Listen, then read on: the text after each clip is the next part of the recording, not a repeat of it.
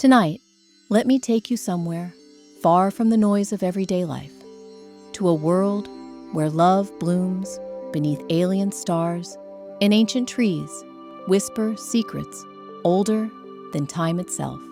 Close your eyes and let yourself drift into the heart of Pandora, where two souls from different worlds discovered that love speaks a language that transcends species, culture, and even the boundaries between earth and sky. This is the story of Jake and Neytiri, a tale woven from moonlight and determination, from misunderstanding and profound connection. It's a love story that began with conflict and grew into something beautiful enough to unite two peoples, two ways of seeing the world. So settle into your pillow, let your breathing slow, and allow me to carry you into their world, where every heartbeat echoes through the forest and every glance holds the promise of forever.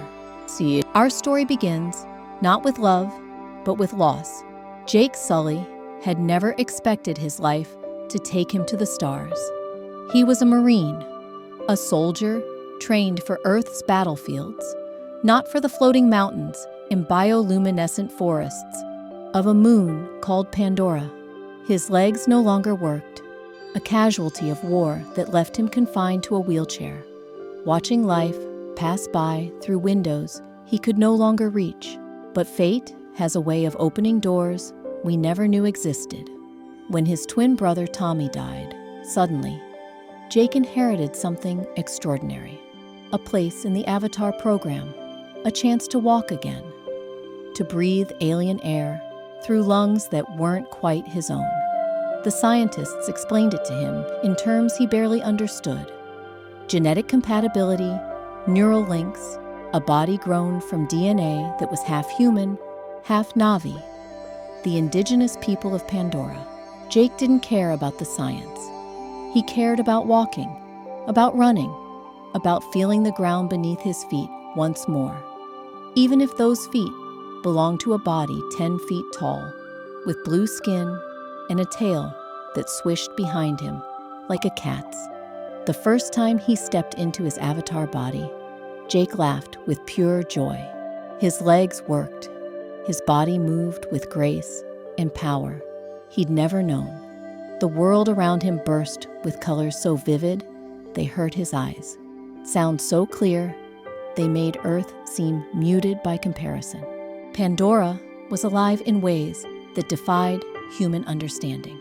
The trees pulsed with their own light, responding to touch with cascades of bioluminescent ripples. The ground itself seemed to breathe, covered in moss that glowed softly under his footsteps. Creatures moved through the forest like living jewels, their bodies adorned with patterns of light that shifted and danced with their emotions. But Jake's mission wasn't to marvel at Pandora's beauty. He was there to learn, to infiltrate, to gather intelligence about the Na'vi people who stood in the way of human expansion. The corporation that funded his journey wanted something called unobtainium, a mineral that lay beneath the forest floor. The Na'vi wanted to protect their home. It was a conflict as old as colonization itself, played out beneath foreign stars. Jake's first encounter with the Na'vi nearly ended in disaster. Lost in the forest, separated from his team, he stumbled through the undergrowth like a child learning to walk. His avatar body was strong, but he had no idea how to use it properly. He crashed through vines, tripped over roots, and made enough noise to alert every predator within miles. The viper wolves found him first, six-legged hunters with bioluminescent markings and teeth like obsidian daggers. They surrounded him in the growing darkness. Jake had his rifle, but he was outnumbered and outmatched. These weren't earth creatures that would flee from loud noises and bright lights. These were Pandora's children, perfectly adapted to their world, and they saw Jake as an intruder. That's when she appeared, Neytiri tetskaha mo'aite moved through the forest like liquid shadow, her bow already drawn, an arrow nocked and ready. She was beautiful in a way that transcended species, her movements fluid and precise, her eyes bright with intelligence and something else, anger, perhaps, or disappointment. She could have let the viper wolves finish him. Part of her wanted to. This sky person, this alien invader, had no business in her forest. His clumsy movements and loud breathing disturbed the peace of Ewa, the great mother spirit that connected all life on Pandora. But as she watched him fumble with his weapon, watched him face certain death with a courage that bordered on stupidity, something stayed her hand.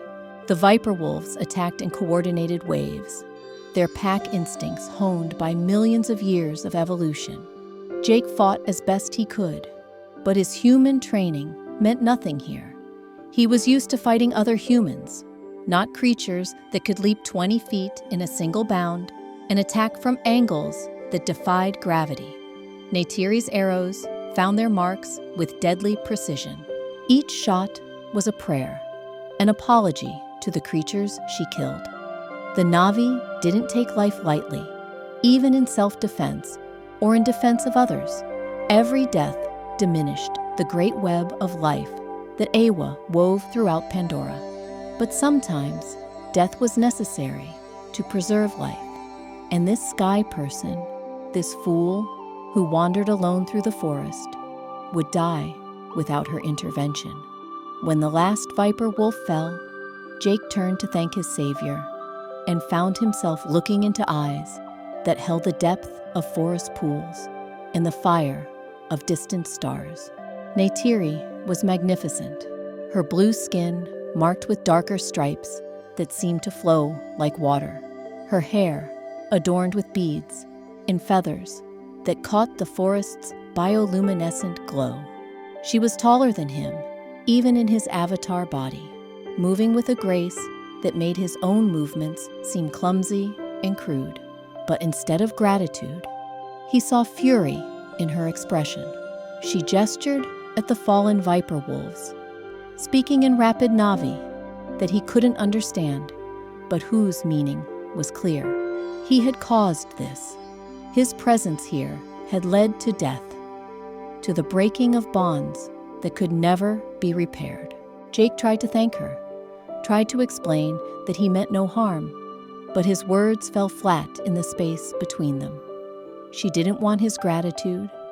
She wanted him gone, back to whatever sky he had fallen from, away from her forest and her people.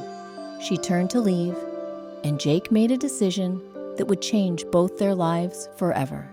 He followed her, not with the stealth of a trained soldier, but with the determination of someone who had found something worth pursuing. He crashed through the undergrowth behind her, calling out apologies and thanks in a mixture of English and broken Na'vi phrases he'd learned from the scientists. Neytiri moved like the forest itself, seeming to flow between trees without disturbing a single leaf.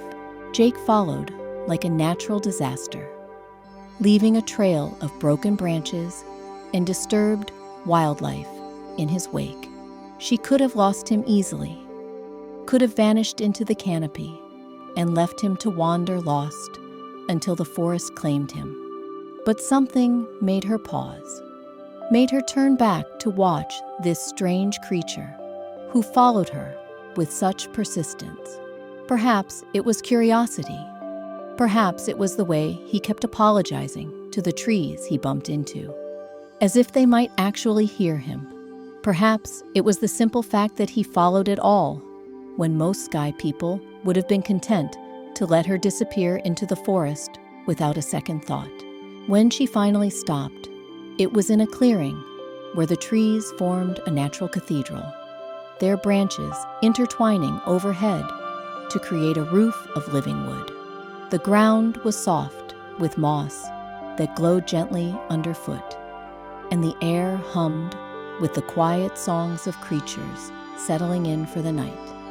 Jake stumbled into the clearing, and nearly fell at her feet, his chest heaving from the effort of keeping up. He looked up at her from where he knelt, and for a moment, neither of them spoke. The forest around them pulsed with bioluminescent life, creating patterns of light that danced across their skin like living tattoos. This was where their story truly began, not with love at first sight, but with a moment of recognition. Two souls looking at each other across the vast gulf that separated their species, their cultures, their ways of understanding the world, and finding something that transcended all those differences. Neytiri saw in Jake's eyes not the cold calculation she expected from sky people, but something softer. Vulnerability, perhaps. A willingness to be lost, to be taught, to be changed. Jake saw in Neytiri not just beauty, but strength and wisdom, and a connection to something larger than herself. The seeds of Ewa drifted down from the trees above them, those sacred spirits that the Navi called a Tokirina. They settled on Jake's shoulders, in his hair, covering him in a gentle shower of bioluminescent light. Neytiri's eyes widened in wonder, and something that might have been fear. The spirits had chosen him, marked him as worthy of attention. This was unprecedented. A Tokirina did not typically favor sky people. She reached out slowly, carefully, and brushed one of the seeds from his shoulder. It pulsed brighter at her touch, before drifting away on currents of air that seemed to move in patterns too deliberate to be mere wind. When she looked back at Jake, something had changed in her expression. The anger was still there, but tempered now with curiosity and a reluctant recognition that this sky person might be different from the others. Jake didn't understand the significance of what had happened, but he could see the change in her demeanor. He remained perfectly still, afraid that any movement might break whatever spell had settled over them. The forest around them seemed to hold its breath, waiting to see what would happen next between these two unlikely souls.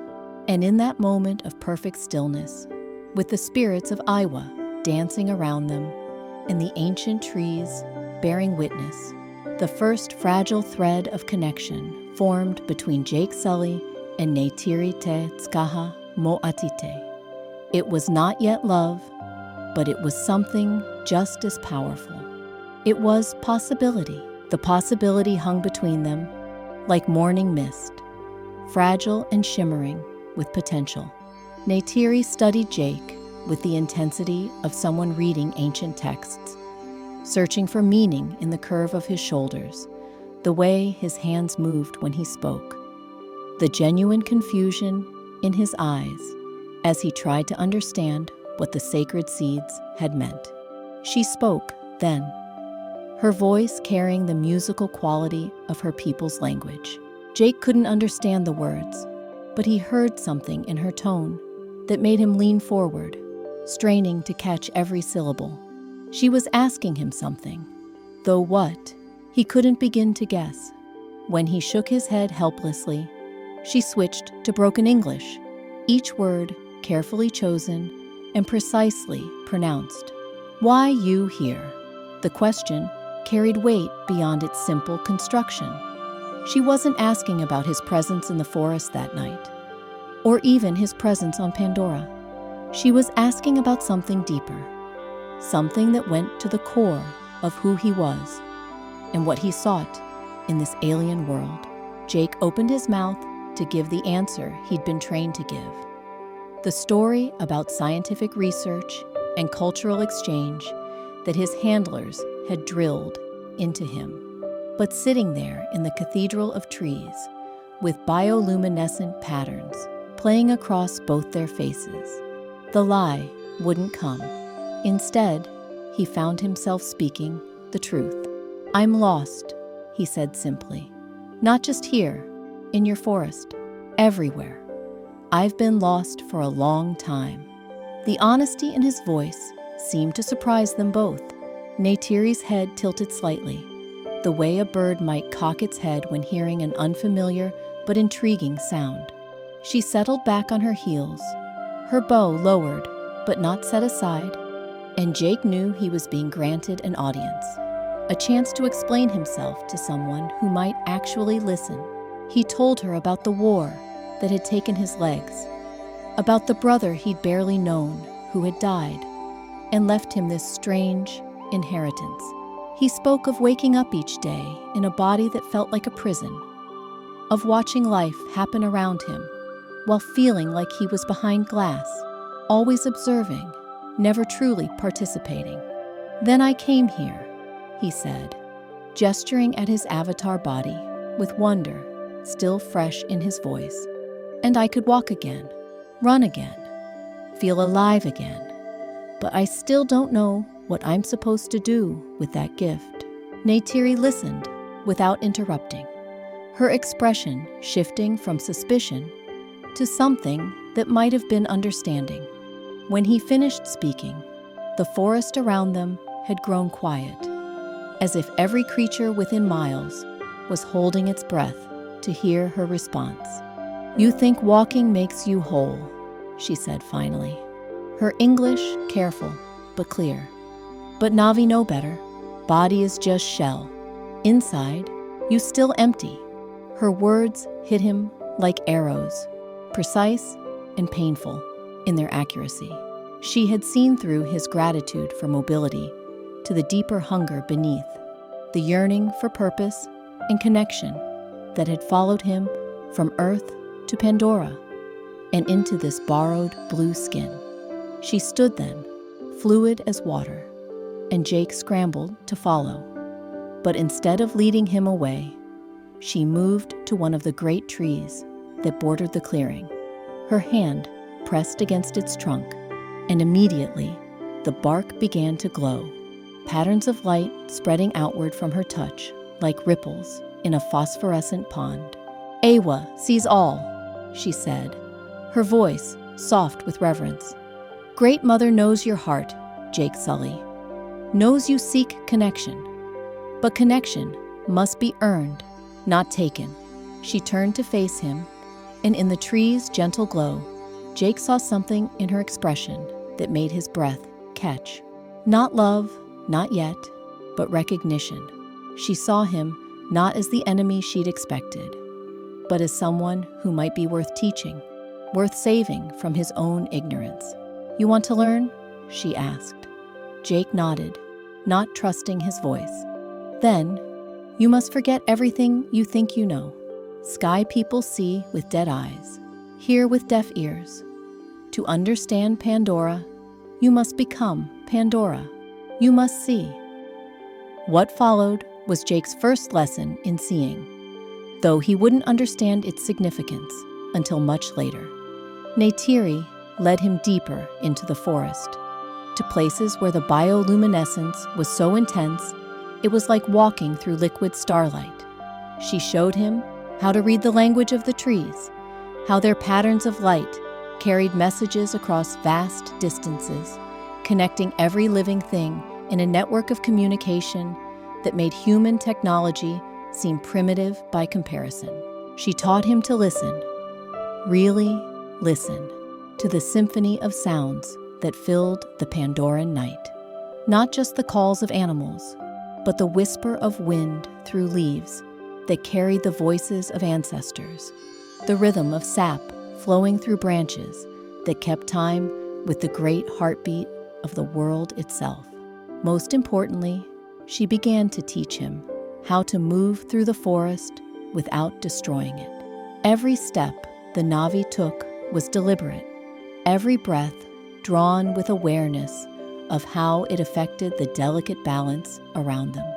Jake's human training had taught him to dominate his environment, to impose his will upon the landscape. Neytiri showed him a different way, a path of harmony rather than conquest. The lessons continued, night after night. Jake would wake in his human body, go through the motions of his official duties during the day, then returned to his avatar form as soon as darkness fell. He told his handlers he was making progress, gathering intelligence about Na'vi culture and weaknesses. It wasn't entirely a lie, though the intelligence he gathered was not the kind they were hoping for. He learned that the Na'vi weren't primitive savages clinging to outdated traditions, but a sophisticated people who had achieved something humanity had never managed: perfect balance with their environment. He discovered that their spiritual beliefs weren't superstition, but practical wisdom encoded in ritual and story. Most importantly, he began to understand that Pandora itself was alive in ways that human science couldn't measure or explain. Neytiri was patient with his mistakes, though her patience often came wrapped in sharp observations about sky people and their tendency to break everything they touched. She watched him struggle to climb trees with the grace of her people, to move through water without disturbing the creatures that lived there, to communicate with the various animals that served the Na'vi as partners rather than beasts of burden. "You learn like baby," she told him one night as he nursed scratches from a failed attempt to befriend a dire whore. All noise and wanting, no understanding. But there was affection in her teasing now, the kind of exasperated fondness one might feel for a particularly clumsy pet. Jake had proven himself willing to learn, eager to adapt, and gradually Neytiri began to see past his sky person origins to the person he was becoming. The change in Jake was visible to everyone around him. In his human body, he moved with new confidence, his eyes bright with excitement as he described the wonders he'd seen. His fellow humans assumed his enthusiasm was professional, that he was developing the kind of expertise that would help them better understand and ultimately defeat the Na'vi. They had no idea that their spy was falling in love, not just with his teacher, but with everything she represented. The love crept up on them both slowly, disguised as friendship and mutual respect. Jake found himself looking forward to their nightly meetings with an anticipation that went beyond mere curiosity about Na'vi culture. Neytiri began to seek him out during the day, appearing at the edges of human settlements to watch him from afar, though she never approached when others were present. Their first real moment of connection came during a lesson about the neural connections that linked all life on Pandora. Neytiri had taken him to a grove of trees whose hanging tendrils pulsed with gentle light, explaining how the Na'vi could literally plug into the network of life that Awa had woven throughout their world. "All energy is only borrowed," she said, her hand trailing along one of the neural vines. "Someday, you have to give it back." She demonstrated by connecting her neural cue, the long braid that extended from the back of her skull to one of the hanging tendrils. The moment the connection was made, both she and the tree began to glow more brightly, patterns of light racing up and down the trunk in complex spirals. Jake watched in fascination as her expression changed, becoming distant and peaceful, as if she was listening to music only she could hear. When she disconnected several minutes later, there were tears on her cheeks, though she was smiling. "What did you feel?" Jake asked softly. "Everything," she whispered. "The tree's memories, the creatures it has sheltered, the storms it has weathered, the love of the mother for all her children." She looked at him then with an expression he'd never seen before, vulnerable and open, in a way that made his heart race. "Someday," she said, "when you are ready, you will understand." That night, Jake lay awake in his human body, staring at the ceiling of his sleeping quarters and thinking about what it would mean to truly connect with Pandora the way Neytiri had. not just to walk on its surface or breathe its air, but to become part of the great web of life that made it more than just a planet, that made it a living entity with consciousness and purpose.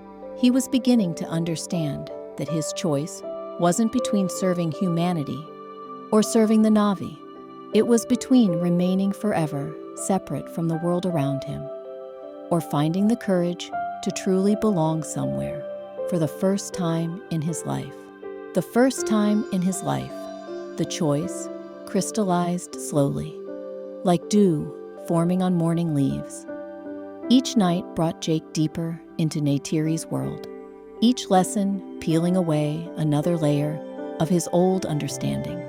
He learned to hunt with a bow instead of bullets, to track prey by reading the stories their footprints told in the soft earth.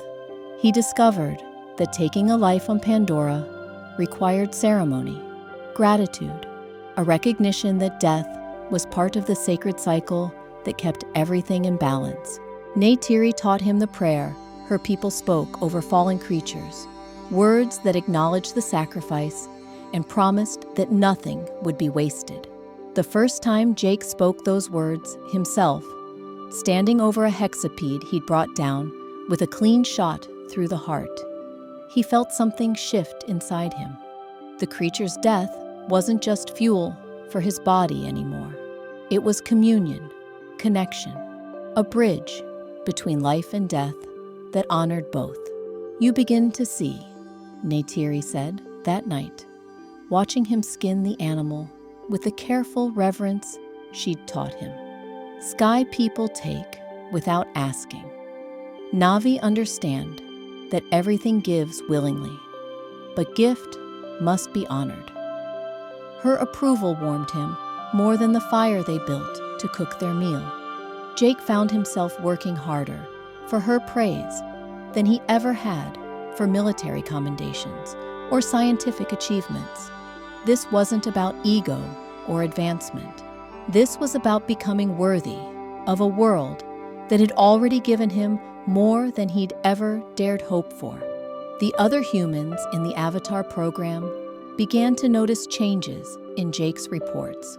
His intelligence briefings grew vague, filled more with observations about Na'vi philosophy than tactical information about their defenses. When pressed for details about weaknesses or strategic vulnerabilities, Jake found himself deflecting, claiming he needed more time to gain their trust. Dr. Grace Augustine, the lead scientist on the project, watched him with sharp eyes during their briefings. She'd spent decades studying Na'vi culture and had her own complicated relationship with the people she both admired and failed to fully understand. She knew the signs of someone falling under Pandora's spell, had seen it happen to researchers before. "You're getting too close, Jake," she warned him one afternoon as they reviewed his latest cultural observations. "Remember why you're here. These people are sitting on the largest deposit of unobtainium we've ever found. That's worth more than all their pretty philosophies combined." But Jake was already too far gone to heed her warnings. Every night in the forest was a revelation. Every conversation with Neytiri a glimpse into ways of being he'd never imagined possible. She showed him how Na'vi children learned to bond with their Ikran, the flying creatures that became lifelong partners. She explained the intricate social structures that governed clan relationships, the complex ceremonies that marked transitions from one stage of life to another. Most importantly, she began to share her own story with him, her childhood in the shadow of the Tree of Souls, her training as a future spiritual leader of her people, her struggles with the expectations placed upon her as the daughter of the clan's spiritual mother. Jake learned that beneath her confident exterior lay someone who questioned and doubted and yearned for understanding, just as he did. "Sometimes I dream of other worlds," she confided to him one night as they sat beside a stream whose waters glowed with bioluminescent organisms.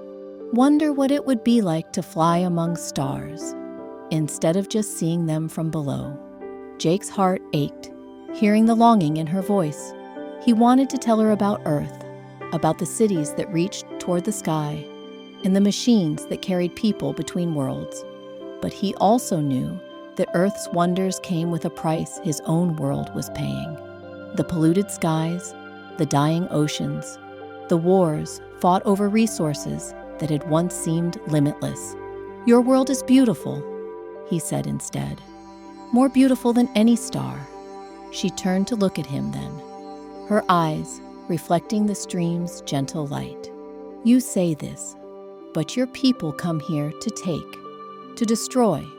How can beauty matter if it does not stop destruction?" The question hung between them like a challenge.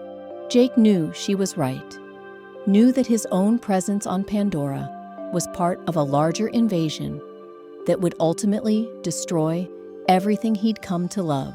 The corporate machines were already clearing forest, already preparing the ground for mining operations that would rip the heart out of this living world. "Not all my people," he said quietly. Some of us want something different." "What do you want, Jake Sully?" The question was simple, but Jake knew his answer would determine everything that came next. He could lie, could give her the sanitized version of human ambition dressed up in noble language. Or he could tell her the truth that was still forming in his own heart. "I want to belong somewhere," he said finally. "I want to be part of something larger than myself. I want to protect instead of destroy." Neytiri studied his face in the dim light, searching for deception and finding only vulnerability. She reached out then, her hand covering his, where it rested on the moss beside the stream. Her touch sent electricity through his nervous system, a connection that seemed to bypass his conscious mind and speak directly to his soul. "Belonging is not taken," she said softly, "is earned, is chosen, every day." That night marked another turning point in their relationship. The formal distance between teacher and student began to collapse, replaced by something more intimate, more dangerous. They began to touch more often, casual contact that sent sparks through both their bodies, a hand on a shoulder during climbing lessons, fingers brushing as they shared food, the press of her body against his back as she corrected his posture for archery practice. Jake started having dreams in his human body, dreams of blue skin and golden eyes, of flying through Pandora's floating mountains with Neytiri beside him.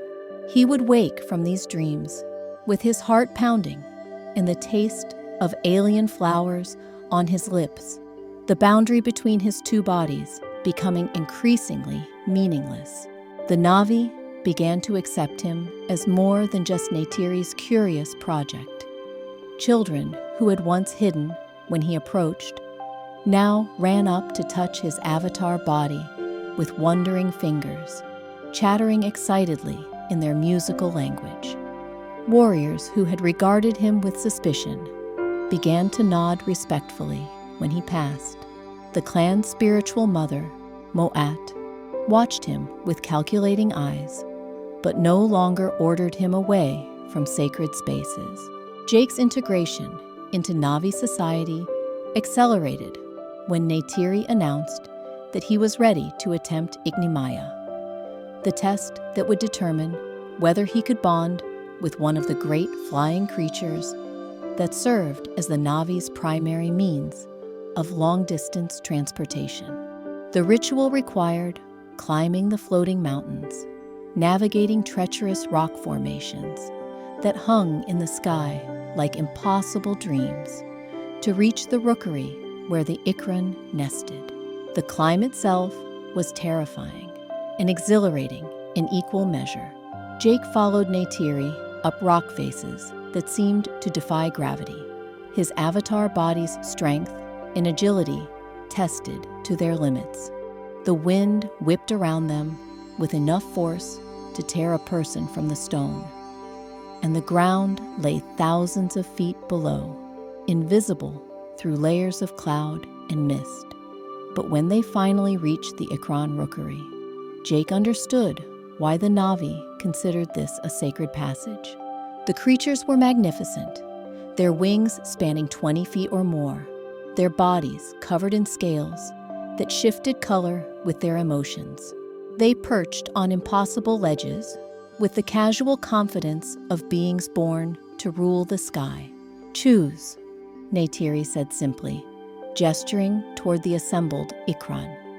"But remember, Ikran also chooses. If bond is meant to be, you will know." Jake walked among the creatures, feeling their alien intelligence assess him in return. Most ignored him completely, but one, a magnificent beast, with scales that shifted from deep blue to brilliant orange, turned to watch his approach with eyes like molten gold. When Jake met its gaze, he felt a shock of recognition, as if he were looking into a mirror that reflected not his appearance, but his essential nature. The bonding process was violent and beautiful, a test of wills that ended with Jake's neural cue connected to the Ikran's antennae, and their consciousness briefly merging into something greater than either could achieve alone. For a moment that felt like eternity, Jake experienced flight, not as a human concept, but as a fundamental force of nature, as natural and necessary as breathing. When the connection stabilized, Jake found himself sitting astride a creature that was now as much a part of him as his own heartbeat. The Ikran's emotions flowed through their bond, its trust and acceptance warming him more than any human approval ever had. "Now you are truly born," Neytiri said, her own Ikran settling beside them on the narrow ledge. "Now you begin to live." Their first flight together was transcendent. Jake had experienced human flight in helicopters and transport ships, but this was something entirely different. This was organic, alive, a dance between three conscious beings who moved together as one entity through Pandora's impossible sky. They soared between floating mountains, dove through clouds that tasted of electricity and starlight, rode thermals that carried them higher than Jake had ever imagined possible. But it was sharing that flight with Neytiri that transformed the experience from merely amazing to profound. She flew with the unconscious grace of someone born to the sky, her Ikran responding to her thoughts as much as her physical commands. Together, they performed aerial ballets that took Jake's breath away, loops and spirals, and synchronized dives that spoke of years of partnership and trust. When they finally landed on a secluded mountain peak as the sun began to set, Jake felt as if he'd been reborn yet again. The person who had climbed up to the rookery that morning no longer existed. In his place sat someone who had touched the infinite and found himself worthy of it. "You fly like sky person still," Neytiri teased, but her eyes were bright with pride. "All thinking, no feeling." "Ikran knows your fear," Jake laughed, still giddy from the experience. "I'll learn. We'll learn together." She nodded, suddenly serious. "Yes, together." The word hung between them, loaded with meaning that went far beyond flight training. Together implied a future, a shared path, a recognition that whatever was growing between them had moved beyond simple attraction into something that could reshape both their lives. As the stars began to appear in Pandora's alien sky, Jake found himself studying Neytiri's profile in the fading light. She was beautiful, but her beauty was just the surface of something much deeper. She was strength and wisdom and connection to forces that human science couldn't measure. She was everything he'd never known he was searching for. "Neytiri," he said softly. She turned to look at him, and in her eyes, Jake saw his own longing reflected back at him. The space between them seemed to crackle with possibility, with the electric potential of two souls recognizing their other half. But even as they leaned toward each other, even as the distance between them began to close, Jake felt the weight of everything he hadn't told her, pressing against his chest like a stone. His real mission on Pandora, the mining operation that grew closer to her people's home every day. The choice that was coming, the choice between the world he'd been born into and the world he'd chosen to love. The kiss, when it came, tasted of starlight and sorrow, of perfect connection shadowed by impossible circumstances. It was a beginning and an ending, a promise and a goodbye. Everything Jake had ever wanted, wrapped in the knowledge that he might lose it all before he ever truly had it. When they finally broke apart, Neytiri rested her forehead against his, her breath warm against his lips. "I see you, Jake Sully," she whispered in Navi, the phrase that meant more than simple observation. It meant understanding, acceptance, the recognition of one soul by another. "I see you, Neytiri Tetskaha Moatite," he whispered back, the words feeling like a prayer, like a vow, like the most important thing he'd ever said in either of his lives.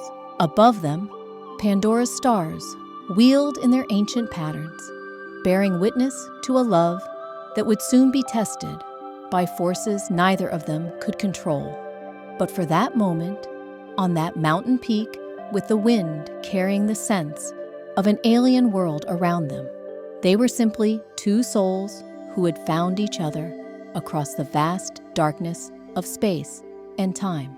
The future could wait. The choice between worlds could wait.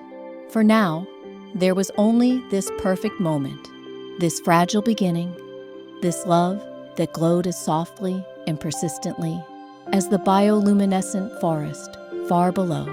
Below, the days that followed their first kiss passed like a dream, wrapped in golden sunlight and silver moonbeams. Jake found himself moving through two different worlds with increasing difficulty, his human body feeling more foreign each time he returned to it, his avatar form seeming more real than the flesh he'd been born in. The corporate base, with its sterile corridors and artificial lights, felt like a prison now, while the forest called to him with voices that spoke directly to his heart. Neytiri had begun including him in more intimate aspects of Navi life. She took him to the evening songs where the clan gathered beneath the tree of voices, their neural cues connected to the hanging tendrils as they communed with the memories of their ancestors. Jake couldn't yet participate fully in these ceremonies, but he sat beside Neytiri and listened to the haunting melodies that seemed to make the very air shimmer with emotion.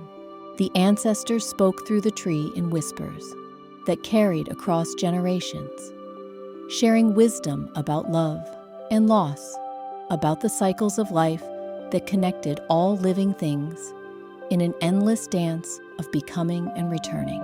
Jake found himself thinking of his own ancestors, his own losses, the brother whose death had brought him to this world, and this woman who was teaching him what it meant to truly live. During the day, they hunted together, their partnership growing more seamless with each shared adventure. Jake learned to read the forest through Neytiri's eyes, to see the stories written in broken twigs and disturbed earth, to understand the complex relationships between predator and prey that kept Pandora's ecosystem in perfect balance. She taught him which plants could heal and which could harm, how to find water in the dry season and shelter when the storms came. But it was in the quiet moments between activities that their love grew strongest, conversations that stretched late into the night, sharing stories of their different worlds and finding surprising connections between human and Navi dreams. Neytiri spoke of her childhood fears and hopes, her struggles with the weight of tradition, and her secret desires to explore beyond the boundaries of clan territory. Jake shared his memories of Earth, carefully editing out the pollution and violence, focusing instead on sunsets over oceans and the way snow looked falling through streetlights in winter. They discovered they both loved the sound of rain on leaves, the way certain flowers close their petals when touched, the feeling of being small beneath a sky full of stars. These shared moments of wonder created a language between them that needed no translation, an understanding that transcended the differences in their species and cultures. The physical attraction between them grew stronger each day, manifesting in lingering touches and glances that spoke of desires neither fully dared to voice. When Neytiri adjusted Jake's grip on his bow, her hands covering his for longer than necessary, the contact sent electricity racing through his nervous system. When they flew together on their ikran, the press of wind against their bodies seemed to echo the pressure building between their hearts. One evening, as they sat together beside a waterfall whose mist caught the light of Pandora's bioluminescent plants, Neytiri began to speak of mating bonds among her people. The Navi, she explained, chose their partners not just with their hearts, but with their entire beings, creating neural connections that joined their consciousness in ways humans could barely imagine. When Navi mate before Ewa, she said, her voice soft with reverence, they become part of each other forever, not just in feeling, but in knowing, in being. Two spirits joined as one, sharing all joys and sorrows until death returns them to the Great Mother. Jake listened with growing understanding and growing fear. The kind of connection she described was beautiful, beyond anything he'd ever imagined, but it was also terrifying in its completeness. To join with someone that completely would mean sharing, not just love, but every secret, every shame, every hidden corner of his soul, including the truth about his mission on Pandora. Have you ever wanted that? He asked carefully. That kind of connection? Neytiri was quiet for a long time, her fingers trailing in the luminescent water at their feet. When she finally spoke, her voice carried a vulnerability that made Jake's heart ache. I was promised to another once, she said. Tsute, a warrior of our clan. Strong, brave, everything a Navi woman should want in a mate. But when I looked at him, I felt nothing. Respect, yes. Friendship, perhaps. But not the fire that should burn between mates. Not the recognition of souls. She turned to look at Jake. Then, her eyes bright with emotions he was afraid to name. My mother says love is luxury, she continued. That duty to clan comes first. But when I see the mated pairs who chose each other truly, who burned together like twin flames, I think perhaps love is not luxury. Perhaps love is the point of everything else. And so our story comes to rest, like seeds on fertile ground, like gentle breath on sleeping water. Jake and Neytiri found what so few ever discover, a love that bridges worlds and transforms everything it touches. In learning to see each other truly, they learn to see themselves, to understand that home isn't a place, but a recognition between souls. Let their story carry you now into dreams of your own, where love waits patiently in forests of possibility, ready to bloom beneath alien stars. Sleep well, and may you wake knowing that somewhere, love like theirs still glows in the darkness.